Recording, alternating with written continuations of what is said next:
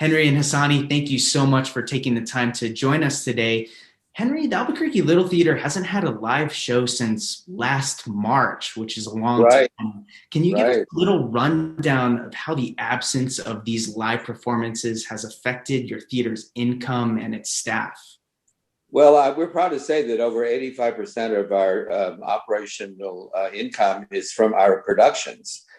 So we have not had any income from the productions for a year. So that's had a huge impact. But fortunately, we've got some of the PPP money. We've had a little bit of savings. We've done some benefits that have been very lucrative online shows. We've been producing online, which haven't been a huge source of income, but it's keeping our name out there. But primarily, we've had some incredible support from the community, from our patrons, our followers, people that want to keep this 91-year-old theater alive. So we're very grateful for the support of the community. Yeah, and you mentioned that you guys are doing virtual performances, and Yes. I can assume that's probably not getting the bills paid as much as you would hope. So, and I know you guys are asking for donations as well. But other than that, what are some alternatives the theater has been exploring to help pay some of the bills? Is there anything else? Well, as I said, we did two benefits, two online showstopper shows where we did quite well. They were free shows, but we were asking for donations and support. We got it from all over the country. A couple of weeks ago, I did an interview for one of the stations here that went all over the country. We were getting donations from people in New York and Texas and all over. So it was really kind of exciting that people do appreciate what this theater has achieved in 91 years and are really determined that we're going to stay afloat. Mm-hmm. And it's important for our viewers just to point out that the Albuquerque Little Theater is largely community based, which means the majority of actors are mainly volunteers, right? And they're not paid. And there's a very small staff of paid professionals, right? Yeah. Um, Well, all of the performers are volunteer their time. Just a small portion of the staff and the design teams and the people like that get a small stipend, but the performers are all volunteer. and you mentioned you had some luck with some donations coming in. How successful has that been? Is it pretty Quite successful. Yeah. I mean, as I said, people are very happy to keep us afloat so that we can be here when the pandemic is over and we can get back to doing what we do well, which is the live performances. So we've been very creative. That's what we are. We're creative people in theater, and so we've found the ways with the support of the community and the PPP money that we were able to get to. We're still here. We're ready to go when we're allowed to reopen. great. And Hassani, as an actor yourself, the Albuquerque Little Theater struggled to keep the lights on. Must be a little alarming to you, to say the least. How would the potential closure of any theater in Albuquerque be a hard hit for the acting community here, like you? Oh, it would be very devastating, very devastating. I kind of sat up in bed the other night thinking about this as we were talking about it, and I'm grateful for the government support, but icons like Albuquerque Little Theater and other theaters here in this town, it would be very detrimental for us as actors to see them close because we are family. We might pull each other's hair out and roll our eyes, but at the end of the day, it's about the joy of getting the work done and presenting a show that takes the audience on a journey outside of their ordinary day lives. And for us to not be able to tell that story and to see one of our icons such as ALT close, oh my gosh, that would be disappointing. I will have to learn to knit sweaters and sell them on the street before ALT closes down. Okay. And Henry, have you heard anything else from other community-based theaters here in Albuquerque, or other people struggling and organizations struggling? Everybody's struggling. Some of them, unfortunately, have had to close altogether. They've announced that they will not reopen after the pandemic, which we really hate. Because as Hassani says, we're a big family. I mean, everybody works at all the different theaters. So we're very closely related. So we're really sad to see some of them go by the wayside. Others are still struggling. Some of them are on a hiatus until they can reopen.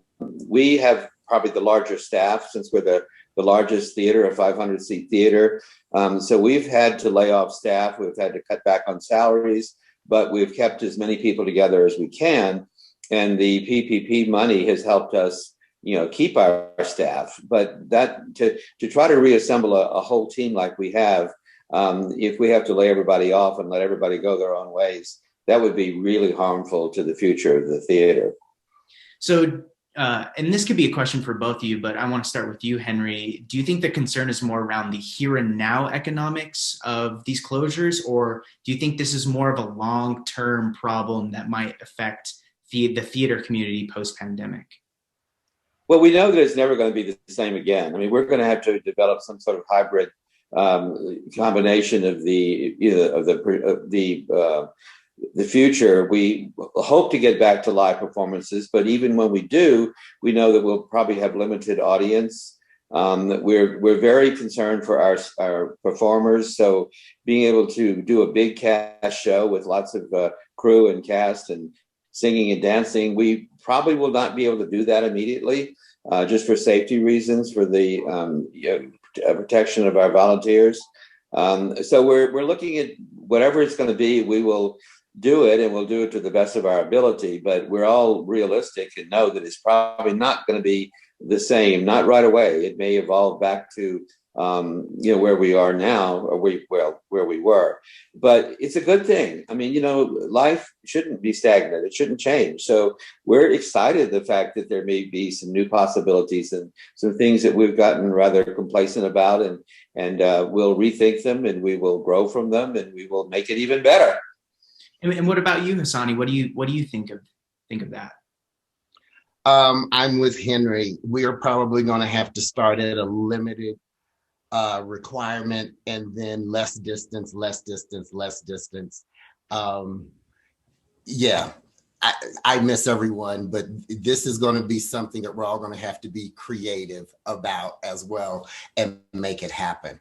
But how small or big the cast is, sign me up, And Hassani, you told me before this that if someone wants to pursue a career in acting, they have to go to other places to do so, to make money to support themselves. Why is that? What's your experience with that? Oh, well, here we do a lot of community theater, but if you want to hit Broadway or other major outlets, you would have to probably go further out and seek that opportunity. But one thing I love about community theater is, as I say, it saved my life. Broadway has said this morning on MSNBC that it's the small local theater, community theaters, that is the catalyst that helps the broader span even to Broadway and theater. It's community theater that makes this happen. And so they need us and we need them. And Henry, so if there's not many opportunities for actors to seek employment for acting here, what can be done to keep our talent here and retain our talent here? Well, I mean, a lot of the talent, does get trained here and then moves on. I mean, that's what we serve that purpose, to giving them opportunity and training. We have the opportunity to work with professionals in, as directors and choreographers and musical directors. So the local people get a lot of training before they would go off to pursue, advanced careers in theater or education. But we're proud to say that we can make a living in Albuquerque in the arts.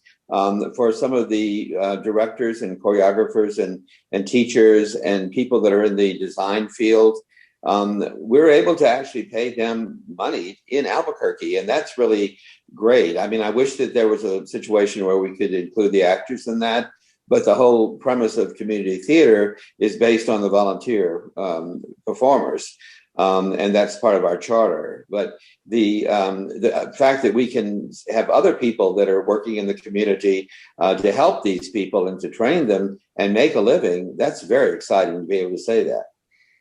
Well, and of course, Albuquerque has a large community theater base. I think it's around 50 community theaters are located around the Albuquerque area. So that's very significant. I've always heard that we had more theater, more community theater per capita than any other city in the country. We are very fortunate to have a lot of interested people and a lot of talent here to play with. Mm-hmm. And we just have around 30 seconds left. Henry, just to send us off, can you tell us the best way to support our local theaters and venues here until live performances come up again? Well, we're trying to do the online presentation. I know people are tired of sitting in front of a computer and looking at the screen all day because we've been forced to do that. And maybe they're just not quite as interested in watching a show, a play. But that's how you can keep them going, is watch these shows, support the theaters, be aware of what they're doing, and making the contributions, to the theater. And people have been very, as I said, very generous. I cannot complain about the community. We can always grow and use more. But to this date, they've kept us going a year into this. And we probably have another, 9 months probably before we're able to really start getting back to earning money. So we will continue to need their support and their blessings. And we really appreciate it. Well, Henry and Hassani, thank you so much for talking to us. It was a pleasure. Thank you for having us.